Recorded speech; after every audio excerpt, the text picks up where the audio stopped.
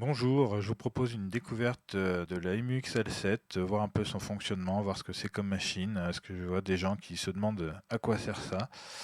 Donc c'est une Groovebox dédiée à la techno essentiellement, à la musique électro, qui est assez ancienne, ça date, les dernières datent de 2001 à peu près.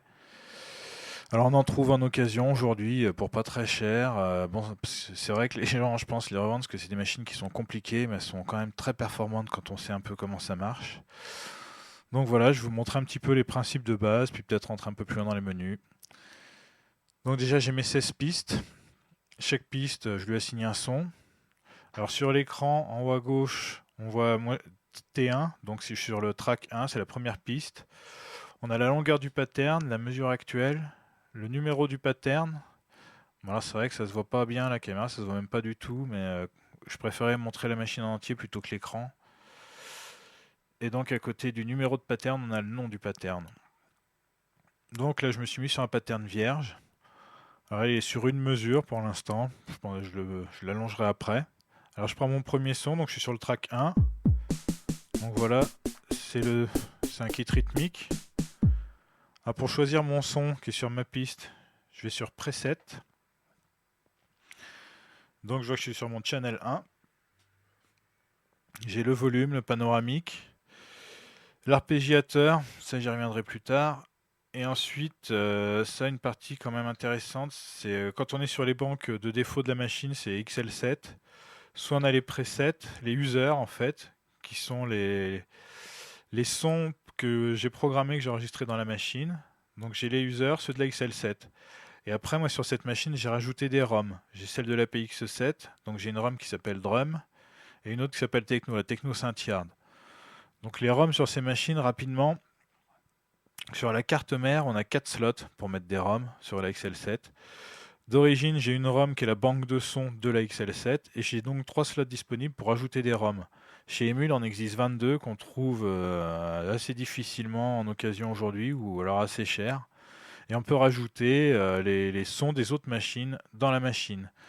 Donc moi, ce que j'ai fait, celle de la drum, c'est la PX7, c'est la même en gris, qui est la boîte à rythme, on va dire. J'ai acheté cette ROM-là, je l'ai mis et j'ai tous les sons de cette machine dans ma machine. C'est comme si j'en avais deux en une. Et vu qu'en plus j'ai encore une troisième qui vient d'un expander EMU qui était très connu, l'Orbit 3, pour ceux qui connaissent, j'ai vraiment beaucoup de sons et de presets différents d'usine dans la machine. Alors si je reste sur ceux de l'XL16, je prends le premier, mon kit 0. Elle est conga. Je change d'octave. Voilà le type de son qu'il y a dans ce kit. Je peux l'écouter, voir une idée en appuyant sur la touche audition. Ça me donne une idée de ce qu'il y a dans ce kit. Si je change de kit, ça c'est un de la PX7, un techno. Si je reste sur celui-là, je appuie sur audition, j'éteins. Donc voilà, maintenant si je veux faire une petite séquence avec ça. Alors il y a 3 modes d'enregistrement. Il y a le temps réel, si j'appuie une fois sur record. Alors faut se mettre, pour voir les réglages, faut être sur l'écran sur l'écran du pattern. Faut sortir du menu preset. Donc là je vois mon nom de pattern qui est vierge pour l'instant. J'appuie une fois sur record, je suis en temps réel. 2 fois je suis en pas à pas. 3 fois je suis en step.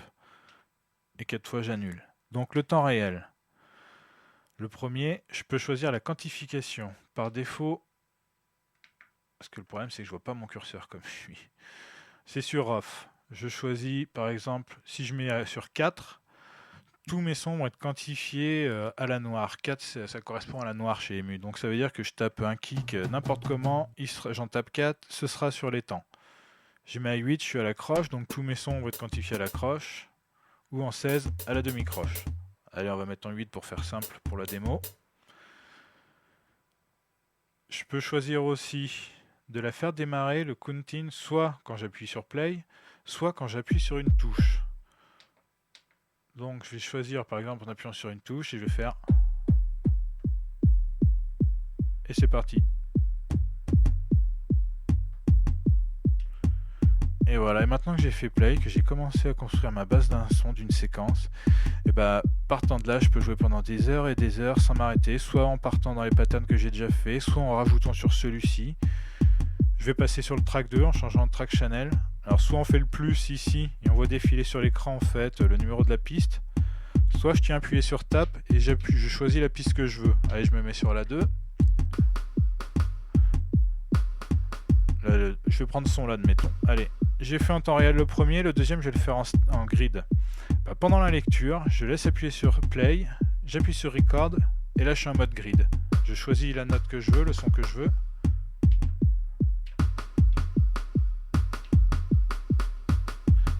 Et voilà, je choisis un autre son. Bon alors, j'ai rien préparé du tout, c'est vraiment du hasard de hasard. Je choisis vraiment tous les sons que je veux. Les pads sont sensibles à la vélocité. Si je tape tout doucement,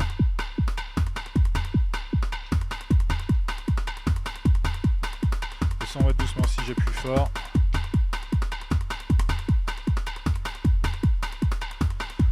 Aussi, dans le menu Step, Grid, pardon, une chose qui est quand même bien, c'est les 16 potards ici deviennent séquenceurs de la machine. Si, bon alors je vais couper mes deux pistes. Je prends la piste 3. Je suis toujours en lecture. Hein. Là, ça va être les hits. Allez, je fais Play, Record, je passe en menu Grid. Je prends celui-ci et je tourne les potards.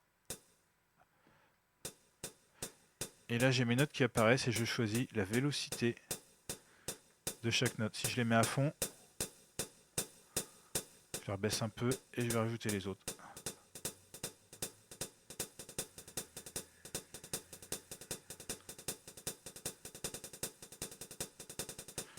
Et on peut construire comme ça les séquences à l'infini.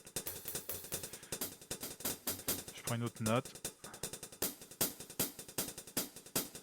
Et hop, je peux régler le volume comme je veux. Je ressors du menu Record.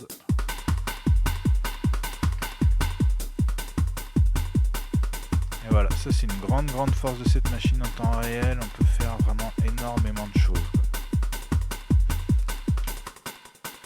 Alors voilà pour le séquenceur. Ensuite, ici, il y a la touche Repeat qui va avec, qui est quand même pas mal. Si je repars dans le menu d'enregistrement en temps réel. Je me mets sur l'accroche en 16, pardon en 8, l'accroche. Je sors du menu, j'enclenche le repeat. Ça répète la note à la vitesse de la quantification. Je mets en... Et ça, hop, j'appuie sur Record en temps réel pour lancer une fois qu'on a appuyé. Et voilà, c'est enregistré, c'est parti. Et là, comme je suis sorti du menu Repeat, ça m'éteint ma piste. Et sinon, je rallume et c'est reparti.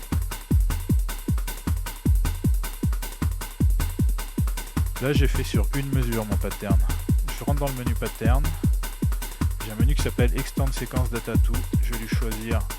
Allez, on va mettre 2 barres pour la démo. Je choisis les pistes où je veux que ça copie.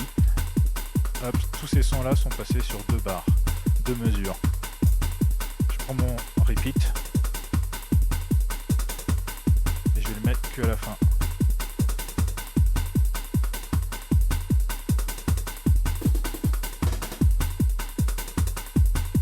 Allez, je passe en 32.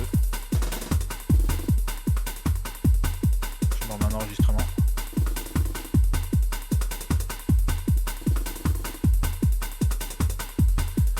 Et voilà, et ça peut durer comme ça pendant des heures. Ensuite, niveau de synthé. Je prends la piste 9, moi c'est une habitude. Et je vais aller choisir un son. Alors soit, comme je disais tout à l'heure, il y a une grande quantité de presets dans la machine qui sont donnés sur les ROM où on a déjà des sons d'usine. Moi je vais quand même aller en chercher un peu pour montrer. Si je vais dans la catégorie synthé, ouais, je vais aller dans les basses. Alors les basses.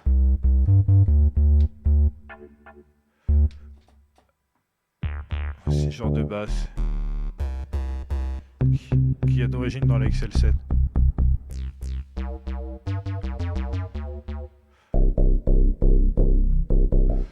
y en a vraiment une quantité. Et en plus, comme je disais, avec les ROM que j'ai rajoutés, là j'ai ceux de la drum, de la Pix 7. J'en ai des dizaines et ceux de la Techno Synth-Yard. Je peux faire audition.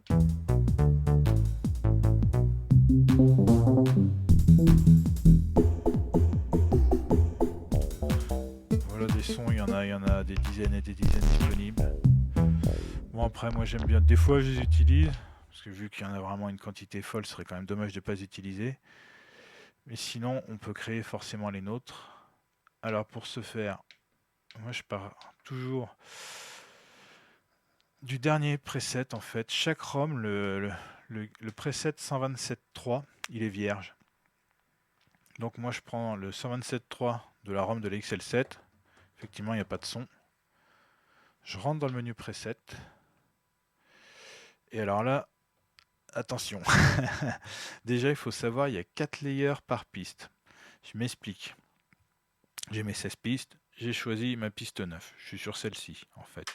Faut pas se fier à la lumière pour l'instant. Sur ma piste, là mon son vierge, mon premier layer, je vais aller chercher une wave. Alors, hop, si je me prends, hop, je vais y arriver. Si le problème c'est que, comme je suis placé, je vois pas le curseur. Voilà. Alors je vais chercher les waves. Je prends une saut. Là c'est une saut longue toute bête sur la ROM de l'XL7. Je passe sur mon layer 2. Et là, je vais remettre une autre wave. J'ai mis une saut, je vais mettre une square. Et là, j'ai mes deux. En fait, je peux mettre 4 sons différents par preset. Pour un synthé, je pourrais mettre 4 formes d'ondes différentes. Pour les rythmiques, je pourrais les superposer. Et donc là, forcément, on a toujours les potards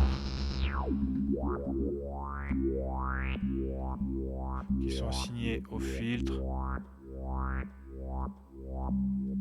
l'enveloppe du son, la DSR, l'assignation de la vélocité, soit l'amplitude, soit au filtre,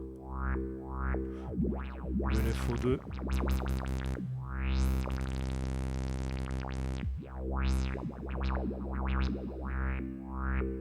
la modulation, qui est un vibrato en fait, la modulation 2 qui est assignée au pitch par défaut,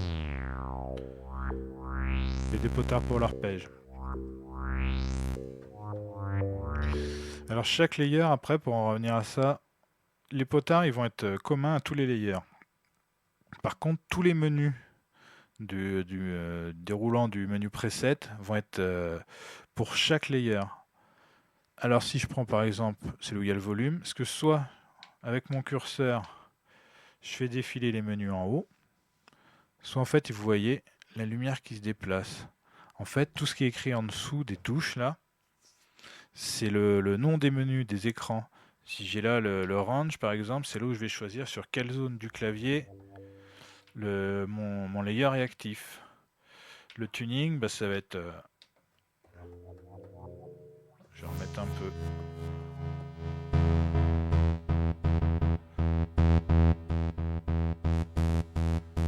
Voilà.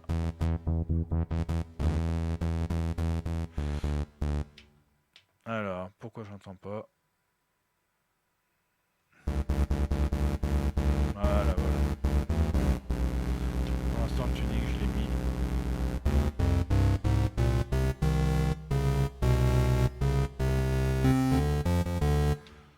Avec le détune, le fin.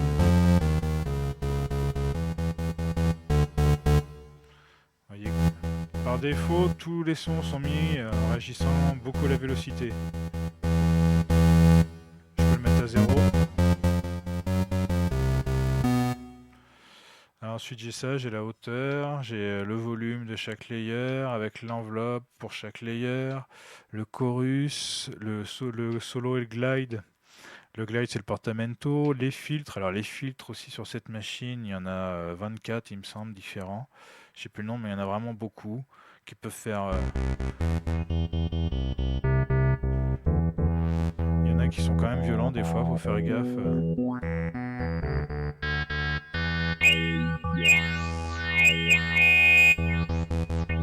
Ça c'est le Lucifer. Il y en a plein de différents.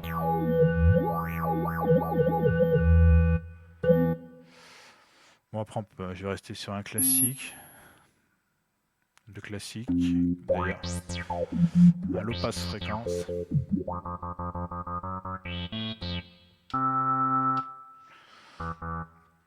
Voilà pour les filtres. Donc ensuite on a une enveloppe auxiliaire qu'on assigne à ce qu'on veut, 2 LFO avec la forme et la vitesse qu'on veut chacun forcément, le délai sur chaque LFO, s'il est synchronisé aux notes ou si il se déroule tout seul en fait, il est en mode free run ils appellent ça. La sensibilité du pitch, l'assignation de sortie de chaque son. La machine elle a une sortie master plus 2 sorties stéréo. Chaque layer ou chaque son on peut l'assigner à la sortie qu'on veut.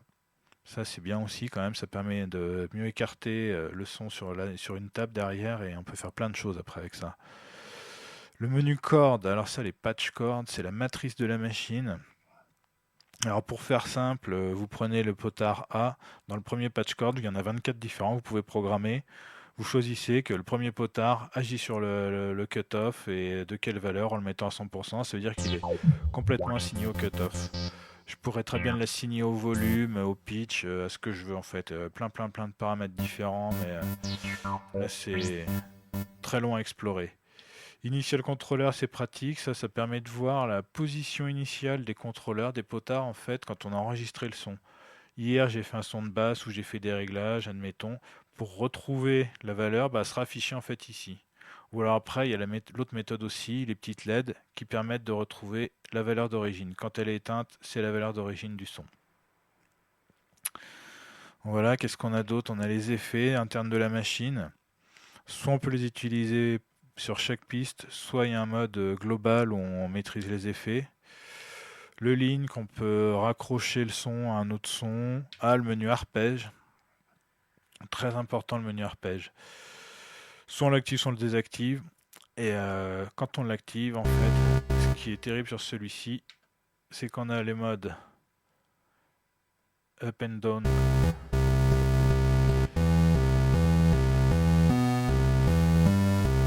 Voilà. Ou le down. Et après on a le mode pattern.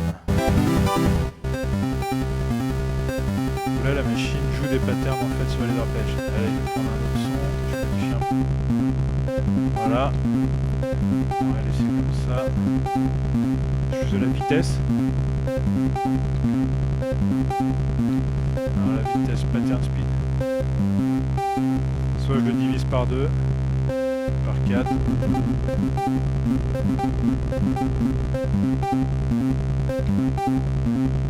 Le pattern qui défile, il y en a beaucoup de différents. Vous voyez, juste avec une note, on peut faire des trucs. Et forcément, je ressors du menu. Je suis toujours en play. Je me mets ça pour avoir le repère du temps.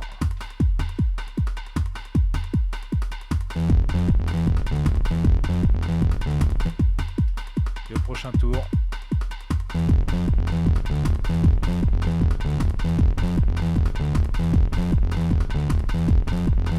Voilà, et je peux tout enregistrer comme ça.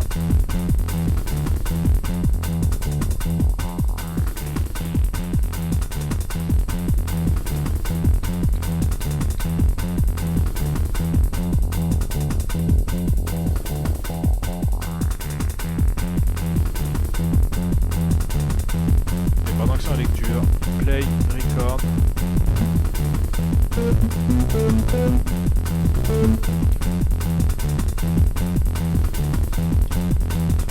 Je peux rajouter des notes comme je veux, mais bon là sur un arpège c'est plus compliqué.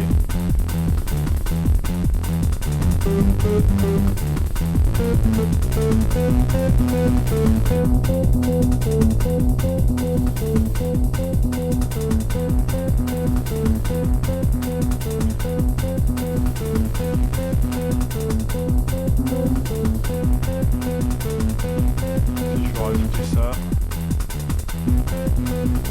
Bon là j'étais un peu à côté. Voilà, je peux retourner dans le menu pattern, je vais tout au bout. En fait je choisis, là j'ai un menu où je vois mes notes, où elles sont positionnées. Je vois que la première elle est pas à 0, je la remets à 0. La deuxième pareil.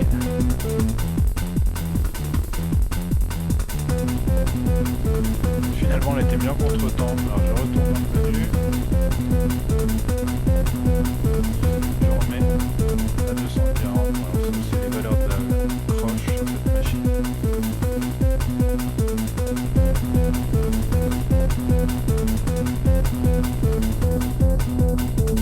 Ah, voilà. Ça, c'est un truc que j'avais pas préparé du tout. Je pensais plus. C'est un son vraiment fait au hasard.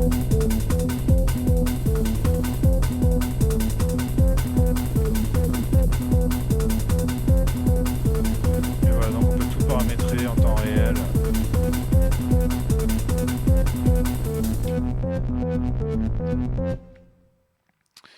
Voilà donc en gros la découverte de cette machine XL7, à peu près comment c'est fait. Bon, ça peut aller beaucoup plus loin que ça. Là, j'ai vraiment fait une approche rapide pour donner une idée. Mais alors, on a vraiment beaucoup de menus. On a dans le menu pattern où j'étais là pour choisir mes notes, je pouvais mettre le nom de mon pattern, la longueur du pattern. Si je veux le métronome, je peux. Si j'ai fait un pattern sur 32 mesures, bah, je vais pouvoir choisir qu'il tourne que sur 8 mesures pendant un certain temps, et après il se mettra sur le reste. Je peux choisir une boucle dans ma boucle. Le quantize, la résolution avec le swing. Plus je peux retoucher pardon, la durée de mes sons. Si je fais des sons très courts, je le mets à 200% et mon son durera le double de temps. Je peux faire beaucoup de choses, effacer mes pistes, rallonger donc mon pattern comme j'ai fait, copier, copier ma séquence dans le clipboard, ce qu'ils appellent. Donc la séquence qui est écrite va être copiée comme un copier-coller sur un ordi et je vais le coller sur une autre piste. Je peux faire vraiment beaucoup de choses où là toutes mes notes, je peux vraiment, c'est le mode microscope on pourrait dire pour comparer au Roland où j'ai la mesure, le temps de chaque note, la valeur de la note, je peux changer la vélocité, la durée, je peux faire vraiment beaucoup de choses. Le menu Event, important aussi celui-là en MIDI, c'est le menu où quand je fais des automations, enfin en MIDI, pas que en MIDI, quand je fais des automations, c'est dans les events qui vont être enregistrés, les automations, donc je peux les retoucher. Je peux rajouter des messages comme les programmes change pour contrôler sur des machines en extérieur, en esclave. Je peux choisir l'assignation de chaque piste, soit par défaut mes 16 pistes sont assignées en interne, donc au séquenceur de la machine, ou je peux choisir par exemple ma piste 9 de la mettre ou 10, d'aller la mettre en externe, et que je devienne contrôleur d'une machine en externe. Je peux faire des choses comme ça, ou les deux, je peux remettre mon pattern comme il était à l'initial, vraiment beaucoup de choses. Après, quand même, au passage, une petite explication, par exemple, sur le son que j'ai fait. Ah bah là, je l'ai perdu parce que je suis allé dans les menus, enfin j'ai changé, du coup j'ai perdu mon son de tout à l'heure. Mais quand on a fait un son et qu'on veut le sauvegarder, c'est important parce que comme là, je suis parti d'un son vierge, je me suis baladé dans les menus et j'ai perdu mon son. Donc sinon, en sauvegarde, il y a deux modes, on sauvegarde le pattern et le preset. Bon, la machine est assez bien faite parce que quand on a besoin de sauvegarder un preset, quand on appuie sur la touche Save, elle nous emmène directement sur l'écran Save Preset. Il suffit de choisir un preset qu'on ne se sert pas encore et de le remplacer. Une petite astuce au passage, parce que par défaut, les presets usines sont copiés dans les presets user. Donc pour savoir où on en est, moi ce que je fais, toutes les catégories, donc percu, moi ça s'écrit avec 3 lettres, j'ai mis PRC par exemple, je le mets en majuscule. Ça, je sais que tous les sons qui sont en majuscule, je m'en suis servi. Parce que si je sauvegarde par exemple sur le 00, le premier son, je l'utilise dans deux patterns différents et que je re-sauvegarde une deuxième fois dessus, ça écrase la première version. Donc on peut perdre des sons comme ça. Je pense que tous ceux qui ont une émule se sont fait avoir au moins une fois avec ça. Donc la petite astuce, on met en majuscule et comme ça on sait que c'est des patterns qu'il ne faut pas écraser, qu'il ne faut pas mettre autre chose à la place. Voilà, on peut faire dans le menu Save Preset, on peut faire encore beaucoup de choses. On peut copier les layers. Si par exemple, comme dans tout à l'heure, dans mon son, j'avais deux layers, je prends le layer 1, je le copie dans le layer 2. Tous les réglages que j'ai mis dans le layer 1 sont affectés au 2. Après le 2, j'ai juste à changer de forme d'onde, mais j'aurai les mêmes réglages que sur le 1. Ça peut être pratique. On peut copier les cordes aussi, ce que j'expliquais, donc le menu cordes dans le preset, où on affecte les potards aux paramètres qu'on veut. On peut les copier d'un layer à l'autre, ou d'un son à l'autre. On peut faire vraiment beaucoup de choses. Les arpèges, on peut les copier, on peut copier les banques, enfin, on a vraiment beaucoup de choses qu'on peut faire dans ce menu Save. Sinon, quoi dire dans le menu global? On va avoir ouais, les multi-setup. Alors ça, c'est les paramètres généraux de la machine. Ça, bon, c'est un peu à part. Le mix output, on va choisir les pistes. On peut l'assigner à une sortie de la machine. Le mode FX, où il y a deux effets qu'on va pouvoir assigner via les sorties. Enfin, c'est un peu spécial le fonctionnement. Via les send de la machine, c'est un peu spécial, ouais, mais c'est pas mal. Enfin, moi, je me sers pas énormément des effets de la machine, vu que j'en ai en rack, mais ils sont quand même pas mal. Plus des réglages globaux du fonctionnement. Donc voilà, je vous ai montré un petit peu le principe de fonctionnement de cette machine. Il y a encore beaucoup d'autres choses dont j'ai pas parlé, comme le menu Trigger. On va pouvoir déclencher moult de choses via les switches ici. Une fois qu'on passe en mode Trigger, on peut choisir des patterns, on peut déclencher des arpèges, on peut faire beaucoup de choses. Mais ça, c'est accessoire entre guillemets. On a l'écran central, oui, j'en ai pas parlé, où on peut sélectionner le tempo. Pour l'éditer, on appuie sur Edit. Et là, je choisis la vitesse, enfin le BPM ou le pattern. Je peux changer mes numéros de pattern comme ça. Je peux aussi me balader sur les mesures et je me balader sur les pistes. Bon, ça, je dirais que perso, je m'en sers pas beaucoup de cela. À part peut-être les barres pour me balader dans les mesures, c'est quand même pas mal. Donc voilà grossièrement à quoi ressemble cette machine. Puis pour ceux qui en ont ou qui auraient d'autres questions à me poser, ben n'hésitez pas. Moi, je suis ouvert pour éclairer les autres sur le fonctionnement des machines. Il n'y a pas de souci. Et ben sur ce, je vous souhaite une bonne journée. Et pour ceux qui n'ont pas des MXL 7 et qui voudraient peut-être en acheter une, ben, je vous la conseille vivement. C'est vraiment une très bonne machine. Au passage, attention quand on achète une d'occasion, bien vérifier l'état de la molette ici et les touches globalement, mais c'est surtout la molette, c'est la maladie des machines. La molette, en fait, on la tourne et les valeurs, ça fait n'importe quoi.